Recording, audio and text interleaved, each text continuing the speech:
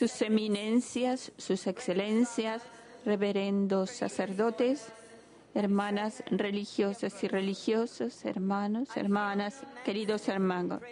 Me siento muy privilegiada y honrada por su eminencia la invitación que me ha hecho el cardenal Wallet para estar aquí, para compartir con ustedes el mensaje de mi querido hermano y su mensaje de fe y devoción a Jesús Eucaristía, como también sus transformaciones milagrosas que se realizaron a través de la Eucaristía en la oscuridad de su prisión, pero para comprobar mejor su fe y su mandamiento, su compromiso con el Sagrado Sacramento, quiero comenzar dando un resumen de los puntos cruciales de su vida. Francisque Xavier Guchen Bantuan fue ordenado sacerdote en 1953 y fue nombrado obispo en 1967 a la edad de 39 años. 9 años después, antes que el régimen comunista tomara el sur de Vietnam, el Santo Padre Juan Pablo VI lo nombró coadjutor arzobispo de Saigón, en la ciudad de Ho Chi Minh. Esta nueva obediencia de Francisco fue rechazada por el nuevo régimen y el 15 de agosto de 1975, en el día de la Asunción, fue tomado prisionero y pasó 13 años de una prisión a otra a través de Vietnam.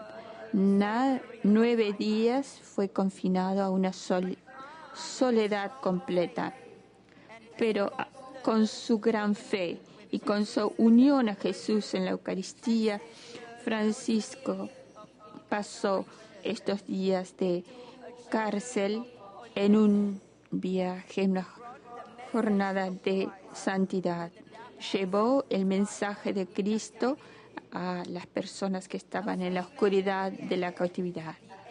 Cuando lo liberaron a la edad de 61 años, fue nombrado vicepresidente en 1994 del Consejo Pontifical de Justicia y Paz en 1998. Más tarde fue nombrado como el Colegio de Cardenales en 2001, pero más tarde se le encontró un cáncer terminal en el estómago. En septiembre de 2007, el 5º aniversario de su fallecimiento, el Santo Padre Benedicto XVI abrió oficialmente la causa de su beatificación.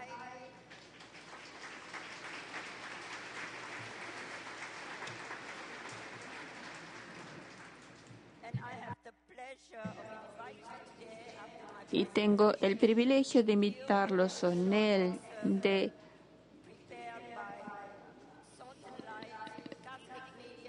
hay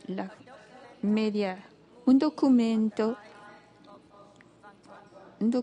visual que es una película que les puedo presentar.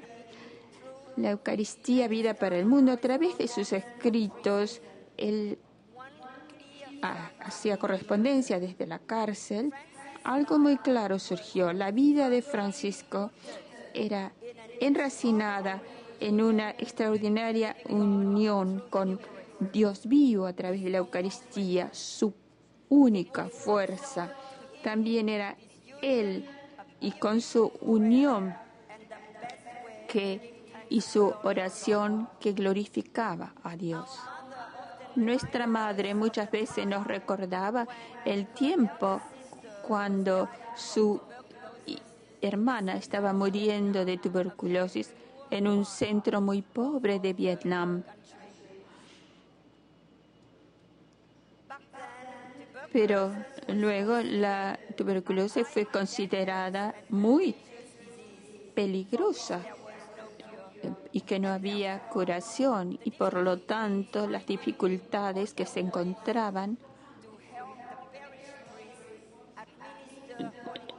había que pedir al sacerdote que fuera el ministro de la comunión para mi hermana. Y alguien le pidió, él venía cada día a pesar de que estaba enfermo para dar la comunión a mi tía que estaba muriendo. Más tarde, cuando preguntamos, Francisco explicaba su gran devoción a mi tía con un pasaje de San Juan: al menos que ustedes coman la carne del Hijo de Dios y beban su sangre, no tendrán vida en ustedes. Durante un compromiso con los media, se les pidió una y otra vez cuál es su secreto, el secreto de su fuerza, que lo ha mantenido durante la cárcel. Y su respuesta fue siempre la misma: la Eucaristía. Cuando fue puesto en prisión, tuvo que salir inmediatamente, y el día siguiente se le permitió escribir a la familia para algunos efectos personales que necesitaba. Nos escribió entonces y decía: por favor, envíenme un poquito de vino como medicina para mi dolor de estómago. Inmediatamente la familia comprendió. Días más tarde, los guardas le entregaron una pequeña botellita que estaba marcado medicina para el estómago, para alivios de estómago.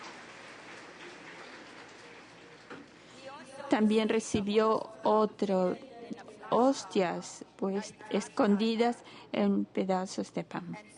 Y luego, con 3 gotas de vino y algún poquito de agua en la palma de sus manos, celebraba la misa cada día. Y decía: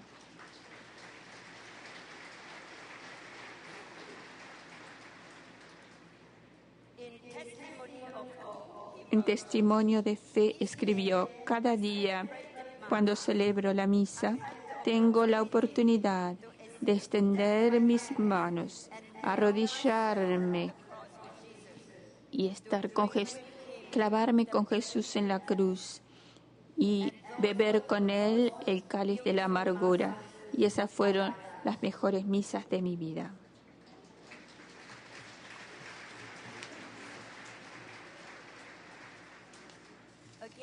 Y luego, en otro testimonio de esperanza, él dice: en el campo de reeducación estábamos divididos en grupos de 50 prisioneros.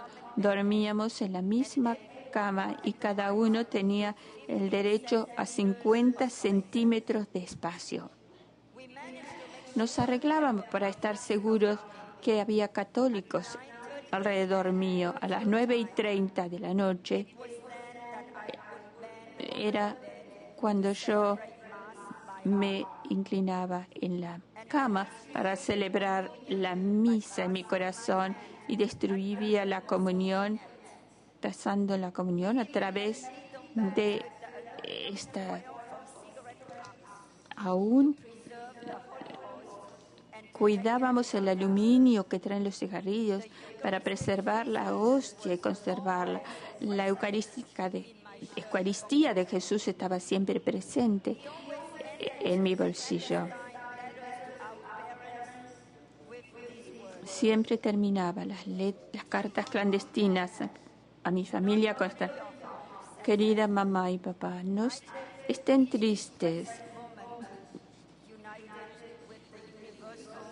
Vivo cada día unida con la unión universal y el sacrificio de Jesús. Oren para que tenga la valentía y la fuerza de seguir siempre fiel a la Iglesia, al Evangelio y a hacer la voluntad de Dios.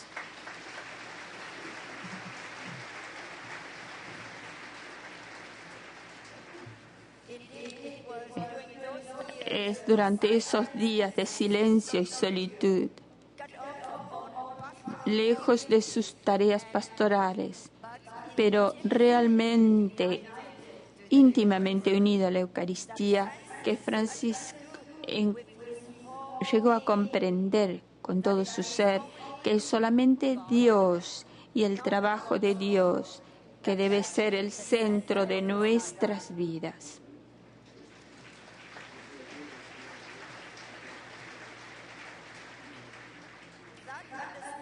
Esta comprensión abrió las puertas al Espíritu Santo para transformar esos años de restricciones severas en una evangelización tan activa y tan fructuosa de todos los periodos de su vida.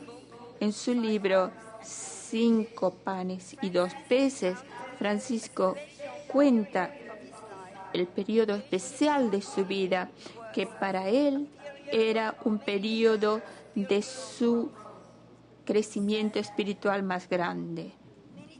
Muchas veces tenía la tentación,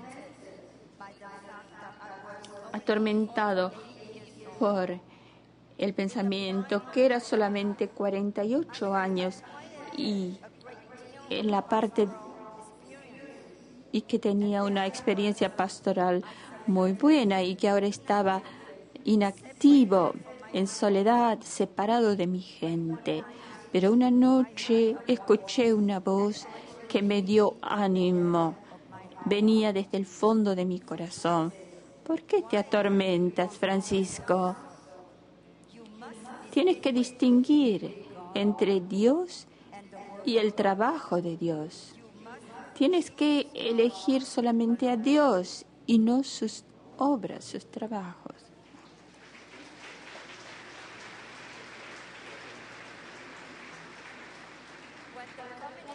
Cuando el gobierno comunista lo puso en un barco de cargo para Haiphong, 1.700 kilómetros al norte, se encontró entre 1.500 prisioneros desesperados y hambrientos. Él sintió odio, la desesperación y el deseo de vengarse y comenzó a compartir su sufrimiento humano. Pero con esta voz interior, inmediatamente lo urgió a elegir Dios y no las obras de Dios. Y comprendió inmediatamente que en la compañía de estos cautivos tenía una catedral llena de fieles para administrarlos.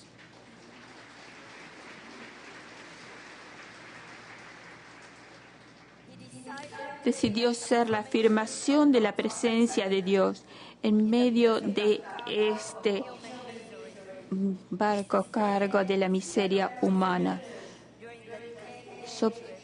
Ayudó a los prisioneros durante 10 días de viaje y pudo darles la fuerza y celebró el día de San Francisco de Asís, su patrón.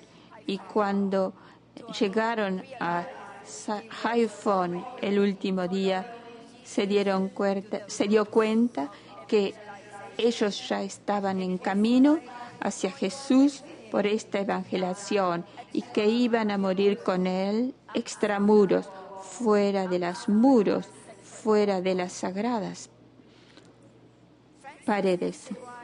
Francisco describe cómo practicó su ministerio en el campo Vinh Quang de prisioneros. A la noche, los prisioneros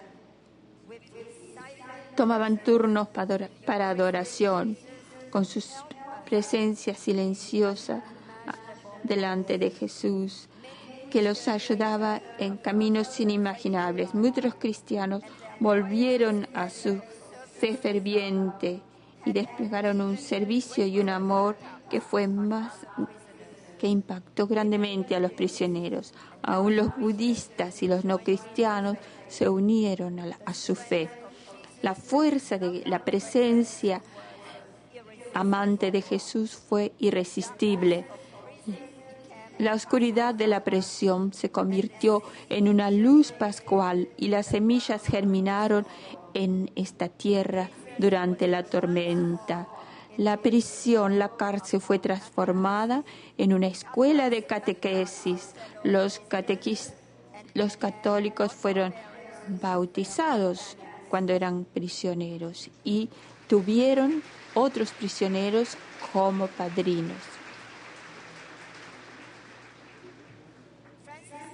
Francisco nunca dejó de alabar la providencia de Dios que le permitió a 300 sacerdotes a través en Vietnam durante el periodo de 1975. Su presidente allí habló un periodo de un sentido interreligioso de diálogo y mucha amistad entre tantos prisioneros que pertenecían a diferentes fe. En una ocasión, el grupo de prisioneros vino corriendo a nosotros pidiéndonos ayuda. Uno de ellos, desesperado, trataba de ahorcarse con un cable eléctrico. Francisco se arrodilló delante de este hombre y le ayudó. Todos estuvieron orando con él y finalmente el hombre se arrepintió llorando y se abandonó al amor de Dios.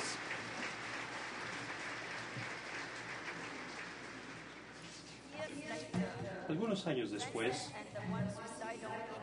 Juan y el prisionero suicida se encontraron en California y juntos se sentaron a recordar cómo la presencia del Santísimo Sacramento había hecho la sanación posible. Durante sus 9 años en prisión solitaria, celebraba la Eucaristía todos los días alrededor de las 3 de la tarde, la hora de la agonía de Jesús en su muerte y su resurrección en la cruz. No estaba solo. Estaba solo y por lo mismo podía cantar la misa como quisiera, en latín, francés o vietnamís, y siempre llevaba en la bolsa de su camisa un pequeño contenedor preservando el Santísimo Santo, y repetiría siempre: Jesús, tú estás en mí y yo en tú, adorando al Padre.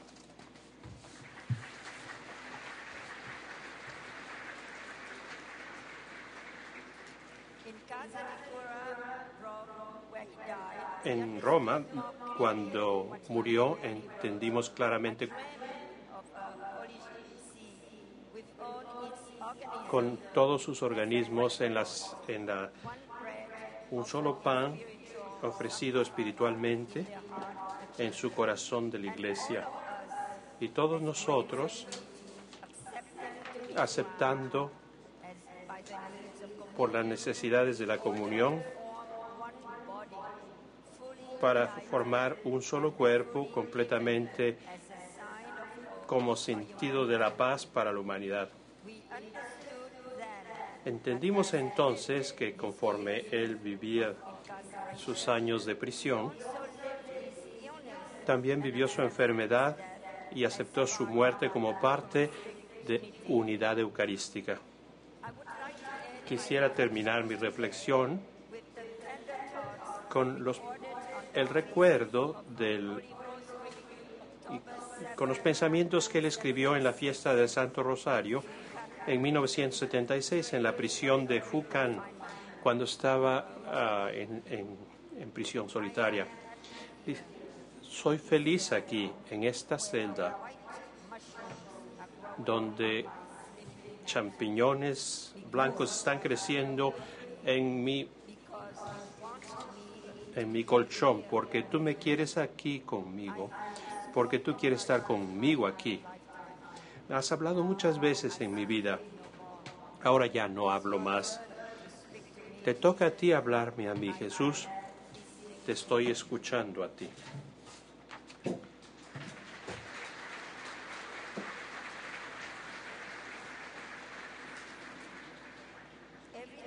Cada vez que leo esto, me imagino a mi hermano sentado en su celda oscura,